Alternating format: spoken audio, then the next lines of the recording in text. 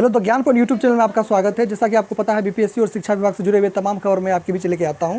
तस्वीरों में आप देख रहे होंगे कि हमारे ये अभिभावक समान हैं और सारे जो शिक्षक संघ के ये सारे कोई सचिव है, कोई अध्यक्ष हैं और कहीं ना कहीं सारे व्यक्ति जो है नियोजित शिक्षकों को लेकर के काफ़ी ज़्यादा परेशान है और नियमावली को लेकर के परेशान है।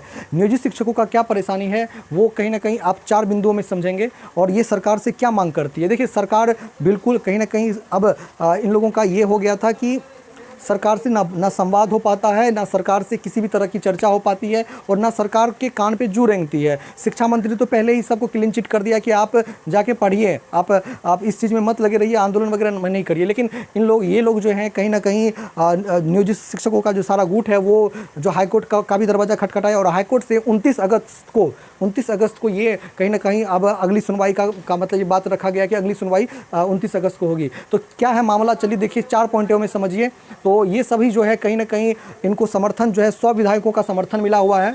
तो बिहार विधानसभा के समक्ष 11 जुलाई को लाखों शिक्षक करेंगे प्रदर्शन, माध्यमिक शिक्षक संघ का ऐलान। ये जो माध्यमिक शिक्षक संघ है उनका ऐलान है कि 11 जुलाई, देखिए 11 जुलाई को ये सभी जो प्रदर्शन करेंगे, जितने भी शिक्षक हैं 11 जुलाई को प्रदर्शन करेंगे। साथ ही साथ कहा गया है कि अब इस प्रदर्शन में प्राथमिक, माध्यमिक, उच्च माध्यमिक सारे को बुलाया जाएगा और यह सड़क से सदन तक ये चलेगा। तो कहने का मतलब है सरकार निशब्द है, उनके पास कोई शब्द नहीं है कहने का। नियोजित शिक्षक अलग बहुत ज़्यादा परेशान है, वो उनके पास कोई शब्द नहीं है कि हम करें तो करें क्या। क्योंकि आप देखिए कि जो शिक्षक 15 साल 10 साल से जो कहीं ना कहीं अपना योगदान दिए हुए हैं शिक्षा विभाग में, उनको अब एग्ज़ाम देना पड़ेगा। तो ये कहीं ना कहीं उनके लिए तो अच्छी बात नहीं है। आप कह सकते हो कि क्यों, देखिए कारण ये है क्या कि कोई भी व्यक्ति अगर समर्थन करता है, कोई भी व्यक्ति अगर शिक्षा विभाग को अपना जीवन दे रहा है तो आप लगातार उससे परीक्षा लेना वो संभव नहीं। हाँ, पैमाना अलग कर दीजिए। आपको क्या राजकर्मी का दर्जा देना है तो पैमाना अलग कर दीजिए। सीटेट अभ्यर्थी से उससे अलग उनका आप एग्ज़ाम लीजिए। बहुत सारे चीज़ आप कर सकते हो, पैमाना अलग कर सकते हो। लेकिन आप सीटेट अभ्यर्थियों के बीच आप नियोजित शिक्षकों से कंपेयर करोगे तो ये सही नहीं हो। क्योंकि जो जज्बा अगर मान के चलिए हम में है और जो बहुत जो 20, 22, 23, 24, 25 साल के बच्चों में होगी, वो 30, 35, 40 साल के बच्चों में तो नहीं, 30, 35, 40 साल के युवकों में या लोगों में तो नहीं होगी, उन शिक्षकों में तो नहीं होगी। तो आप समझ सकते हो कि बहुत बड़ी समस्या है। चलिए और क्या क्या मामला है, चलिए देखते हैं। देखिए इस बात को देखिए, देखिए क्या लिखा हुआ है कि परीक्षा में जो कंडीशन क्या है सरकार का कि परीक्षा में उत्तीर्ण की शर्त रखी गई है जो नैसर्गिक न्याय के विरुद्ध है। अधिकतम 20 वर्षों और 16 और 17 वर्षों तक भी नियुक्त शिक्षकों को फिर से वही नियुक्ति अपमानजनक और अन्यायपूर्ण आदेश देना संविधान विरोधी और अराजकतापूर्ण है। यह नियमावली बेरोजगारी बढ़ाने वाली है। सही बात कह रहे हैं कि आप रोजगार दे रहे हो नियोजित शिक्षक को। आप बताइए कि नियोजित शिक्षक रहेंगे, आप भी रहोगे तो 7-8 लाख का जो अभ्यर्थी हो जाएंगे तो फिर वो एग्ज़ाम मतलब देगा। तो इसका फ़ायदा क्या है? इसका अगर नियोजित शिक्षकों को न्याय मिल जाता है तो उसका फ़ायदा सर आप देखिए कि सीटेट अभ्यर्थी को है। उनका फ़ायदा जो भी 2008, 2019, 2020, 2021 जो भी सेशन किए हुए हैं, जो सीटेट या जो डीएड किए हुए हैं, सीटेट किए हुए हैं, उनको पूरा फ़ायदा मिलेगा। उनको पूरा फ़ायदा मिलेगा क्योंकि कंपटीशन कम रहेगा तो सबको ज्वाइनिंग मिल सकता है। लेकिन कम से कम अगर मान के चलिए 4 लाख कैंडिडेट हैं जो नियोजित शिक्षक, उसमें कम से कम तो 1 लाख कैंडिडेट ऐसा होगा ना जिसकी उम्र 20 से और 30 के बीच है, जिसकी उम्र चूँकि 94 हज़ार तो इधर बहाली हुई थी कुछ साल पहले, तो 20 से 30 के बीच होगी। तो वो कहीं ना कहीं वो आप लोग को कड़ा फाइट देगा। 1 लाख जो नियोजित शिक्षक है वो आपको कड़ा फाइट देगा। तो आप समझिए कि आप अगर चाहते हो तो नियोजित शिक्षकों को भी आपको सपोर्ट करना पड़ेगा। सारे हम लोग को सबको मिलकर नियोजित शिक्षकों को इसलिए सपोर्ट नहीं करना पड़ेगा कि वो जो है क्या पढ़ाते होंगे, वो शिक्षा को बर्बाद कर देगा या शिक्षा में नया चीज़ आएगा। यार कहाँ से बर्बाद होगा, तुम कैसे पढ़े हो? 10 में से अगर 2 टीचर मतलब 2 टीचर का जो एजुकेशन लॉ है, इसका मतलब थोड़ी है कि 8 टीचर का एजुकेशन लॉ है। आज हम और आप अगर मान के चलिए पढ़ा रहे हैं तो कहीं ना कहीं शिक्षकों के कारण ही पढ़ा रहे हैं कि वैसे पढ़ लिए। तो आप ये नहीं कह सकते हो कि सारे नियोजित शिक्षक जो हैं वो कहीं ना कहीं उनको नॉलेज नहीं है। अगर जिस तरह का जो माहौल था, अभी आपके पास स्मार्टफोन वगैरह सब कुछ है, लेकिन उस समय उनके पास उतना अवेलेबल नहीं था। जो बुक था उनसे वो पढ़ा। तो आप के पैमाने और उनके अभी के पैमाने में मॉडर्न पैमाना है, उसमें नए टेक्नोलॉजी हैं। उसमें उस समय में उन लोगों के पास टेक्नोलॉजी नहीं था तो नहीं, वो किताबी ज्ञान, सीमित किताबी ज्ञान लिया। तो दोनों को कंपेयर कर पाना ये अनुचित है, न्याय संगत नहीं है। देखिए और क्या बातें, कहने का मतलब है कि सरकार को हमेशा इस बात का ख्याल रखना पड़ेगा कि आपके जो यहाँ जो आपके लोग हैं, आपको वोट देने वाले हैं, उनके बारे में आपको समझिए। देखिए क्या बात है, तो कहने का मतलब है, ये कह रहा है कि ये संविधान का उल्लंघन है। देखिए भारत के संविधान में आर्टिकल 12 से लेकर के 35 तक मौलिक अधिकार का चर्चा है। 12 से 35 तक मौलिक अधिकार का चर्चा है, और मौलिक अधिकार अमेरिका के संविधान से लिया गया है।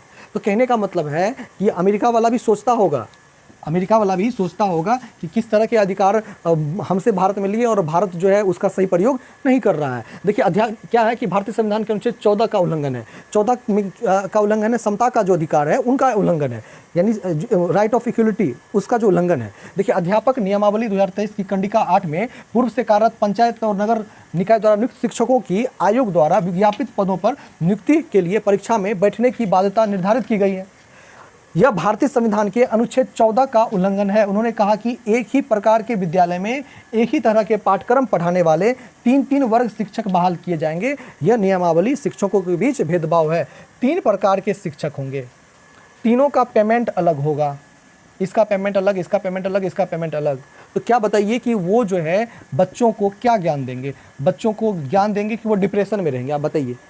हम हैं, मेरे साथ एक और मेरा दोस्त शिक्षक दोस्त है, उनको मिलेगा 50,000 सैलरी, किन्हीं को मिलेगा 30,000 सैलरी, किन्हीं को 28,000 सैलरी। तो ये न्याय संगत है क्या? आपके अनुसार, गवर्नमेंट के अनुसार से तो ठीक है, आप लोग तो एसी में रहते हो, कहीं ना कहीं पूरा जीवन आप लोग और आप लोग के पुत्रों का जो है जीवन अच्छा चलता है, लेकिन इधर क्या बताइए? ये लोग तो कहीं ना कहीं अपने ज्ञान से ही जो अर्जित करते हैं वो करते हैं। तो आप समझ जाइए कि आपको कहीं ना कहीं सोचना पड़ेगा, आपको सीटेट जुलाई अभ्यर्थियों के बारे में सोचना पड़ेगा कि किस तरह से उनके सीटेट जुलाई अभ्यर्थियों के बारे में भी सोचना पड़ेगा। ये उनके साथ भी वो अन्याय हो रहा है, क्योंकि कंपटीशन टफ हो जाएगा तो सीटें कम है, कैसे निकल पाएगा? तो देखिए एक और पॉइंट से आप समझिए, तो आर्टिकल 14 का ये हनन कहा जा रहा है कि ये आर्टिकल 14 का बिल्कुल हनन है। देखिए अब आगे की रणनीति क्या है कि आगे की रणनीति है कि विधानमंडल के जो भी शिक्षक संघ है वो कह रहे हैं कि मेरे पास 100 से अधिक विधायकों के जो समर्थन है, तो विधानमंडल के सदस्य मुख्यमंत्री को भेज रहे हैं समर्थन पत्र, और वो कह रहे हैं कि क्या कह रहे हैं कि विधानमंडल के 100 से भी ज़्यादा सदस्यों ने बिना शर्त राजकर्मी राज देने का लिखित समर्थन किया, मुख्यमंत्री को समर्थन पत्र भेज रहे हैं। इसके साथ ही पंचायत स्तर से लेकर स्थानीय निकाय सांसदों ने भी पूर्व से कार्यरत शिक्षकों राजकर्मियों का देने की मांग की थी। क्योंकि ये जो राजकर्मी जो है ना, ये राजकर्मी जो है, ये जो राजकर्मी है ना, ये जो है ये आरजेडी के जो है घोषणा पत्र में है कि हम जब होंगे तो उन्हें कहीं ना कहीं नियुक्त करेंगे। तो आप समझ जाइए कि आपके वचन कहीं ना कहीं अपने वचनों पे अडिग रहिए, और वो 100 से ज़्यादा विधायक, 100 प्लस विधायक कहीं ना कहीं उनका समर्थन है। और जब ये समर्थन होगा 243 विधानसभा वाले जो है सदन में 100 विधायकों का समर्थन है, तो क्या आप इससे मुकर सकते हो? बिल्कुल नहीं। आपको समझना पड़ेगा 100 विधायकों की ताकत काफ़ी बड़ी ताकत होती है। हो सकता है ये नियमावली अब कहीं ना कहीं पेंडिंग भी हो जाए और ये नियमावली कोर्ट कचहरी में लगे रहे और इधर सीटेट अभ्यर्थियों का जो है भविष्य बर्बाद हो जाए। तो आप लोग क्या चाहते हो? बैठ करके शिक्षकों से बात करिए, बैठ करके जो है सारा मामला को सॉर्ट आउट करिए।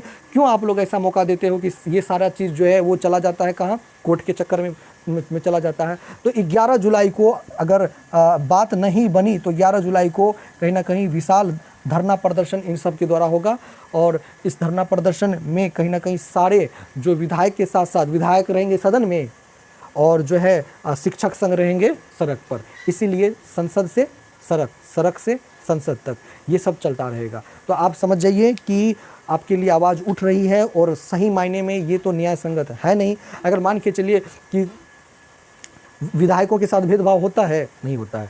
अधिकारियों के साथ भेदभाव होता है, नहीं होता है। एक विधायक को अलग पेंशन, दूसरे विधायक को अलग पेंशन मिलता है, नहीं मिलता है। तो जब विधायकों के साथ पेंशन अलग अलग नहीं मिलता है, तो शिक्षकों के साथ पेंशन अलग अलग क्यों? शिक्षक भी उतना ही घंटा पढ़ाएंगे, शिक्षक भी उतना ही मेहनत करेंगे, शिक्षक को भी उतना ही बजे ड्यूटी करना पड़ेगा, तो फिर अलग अलग पेंशन क्यों? तो ये न्याय संगत नहीं है। क्या कोई ये जो है, जो अभी जो नियोजित शिक्षक हैं वो कम खाते हैं क्या? अब पुराने वाले शिक्षक बहुत खाते हैं क्या? नियोजित शिक्षक जो है उनको खर्चा नहीं है, उनके घर में माँ बहन बेटी और रोजगार ये सब, मतलब खादान वगैरह ये सब नहीं करना है। वो कहीं ना कहीं उनको जाना होना नहीं है, उनके घर में गैस सिलेंडर वगैरह नहीं आएगा क्या बात करते हैं आप? यानी आप समझिए, यानी कहने का मतलब है कि आपको सबके साथ समता का अधिकार देना पड़ेगा। राइट ऑफ इक्वलिटी को समझिए, मौलिक अधिकार का अगर हनन करिएगा तो उनका जो है संविधान आपके आड़े हाथ आप सरकार को ले लेगी और हो सकता है नियमावली रद्द हो जाए, बहाली की प्रक्रिया बाधित हो जाए। हम नहीं चाहते हैं कि बहाली की प्रक्रिया बाधित हो, कहे कि 18, 19, 20, 21 जो अभ्यर्थी हैं जो कि बहुत 4 साल 5 साल से इंतजार कर रहे हैं, उनके साथ कहीं ना कहीं अन्याय हो जाएगा। तो अगर कंटेंट अच्छा लगा तो कहीं ना कहीं लाइक करिए, शेयर करिए और सब्सक्राइब करने का प्रयास करिए।